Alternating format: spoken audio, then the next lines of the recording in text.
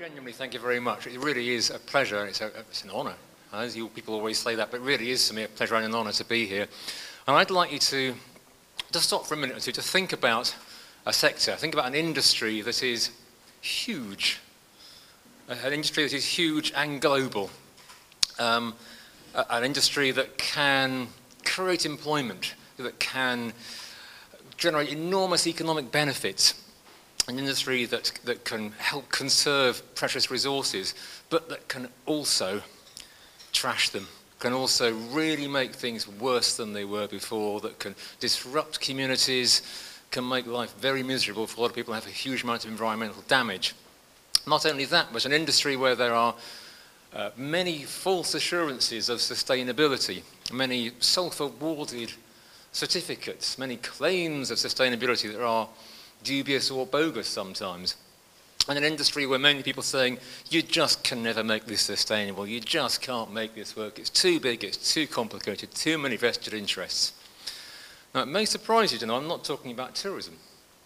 I'm actually talking about forestry. And the reason I'm talking about forestry is that 19 years ago this very day, I was flying back from Toronto from the founding assembly of the Forest Stewardship Council, where a bunch of aspirational, radical, oddballs, visionaries if you like, got together and produced a global organisation which many at the time said, that'll never work.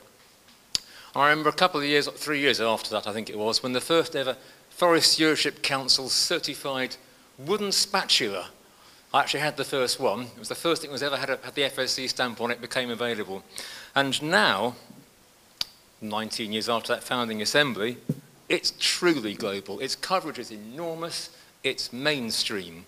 And that's really most of the work I'm trying to get engaged with now. I should say I'm not employed by the Global Sustainable Tourism Council, I'm representing them here nonetheless. What I'm trying to do is to mainstream the sustainable aspects of tourism, because we've got a vast industry that really does get it wrong quite a lot of the time. But the reason I've made that example is to show that change can happen.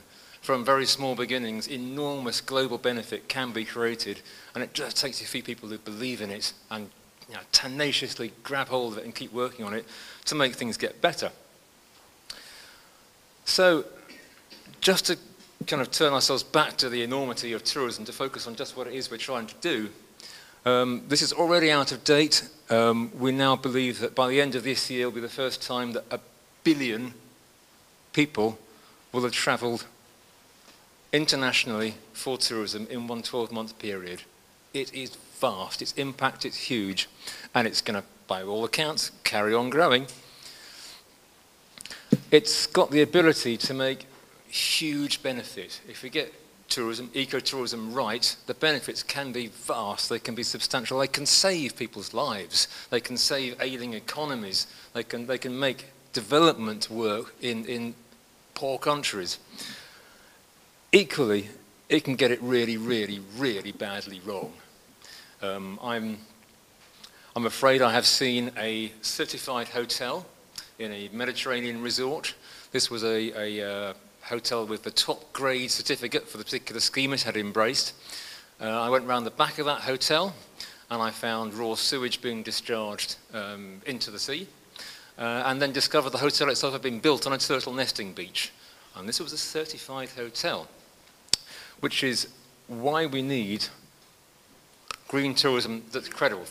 But it's interesting to know just what difference it can make. Ecotourism can be much more than just an outlying kind of green fringe activity.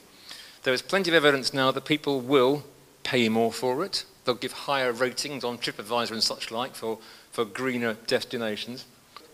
Interestingly as well, there are other ways that we can make this move forward quickly. The investment community, they're the ones that want to start being sure that people selling holiday products are selling risk-free, sustainable ones. The insurance community are the same. So there are ways forward which actually might be faster than you think, and it might hopefully be less than 19 years before GSTC and international sustainable tourism becomes mainstream.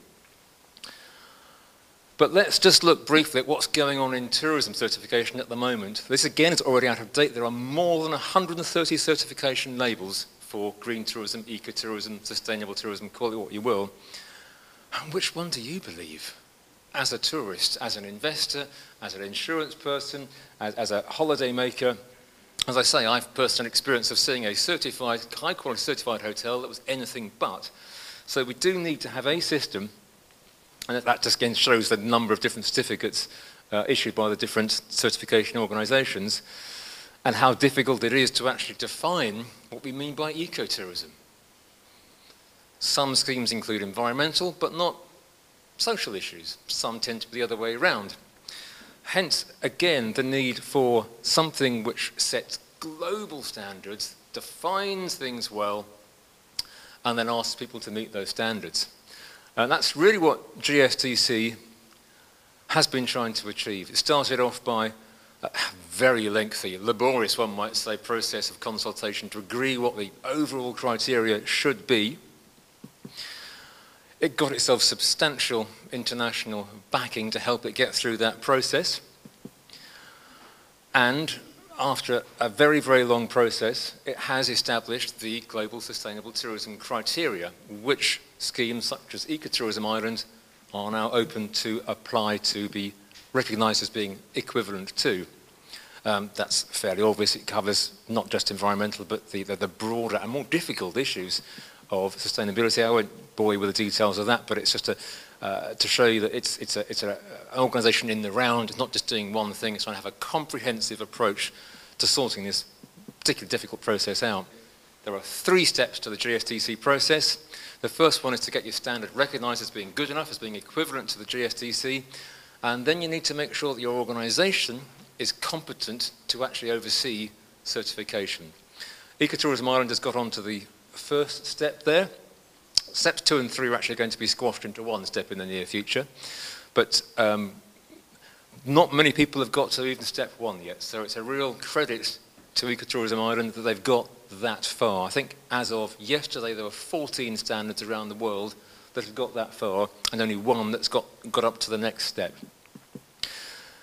Again, don't worry about all the details on this, but there is just to demonstrate that behind each of these steps there is a very complex set of processes. I'm, for my sins, Vice Chair of the Accreditation Panel, and we go through enormous weighty documents on a regular basis to make sure that this actually stacks up. It's not a lightweight system. It really is credible, it's impartial, and it's comprehensive.